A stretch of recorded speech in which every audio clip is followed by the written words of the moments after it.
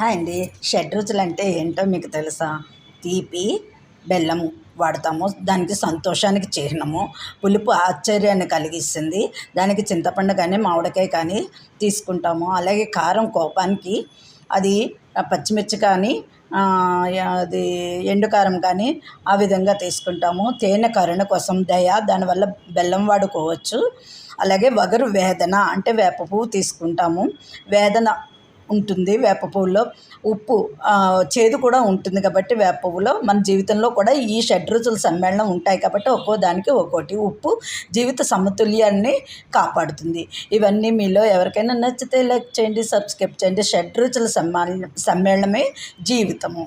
ఇది మీలో ఎవరికైనా నచ్చితే లైక్ చేయండి, సబ్స్క్రైబ్ చేయండి. Thank you.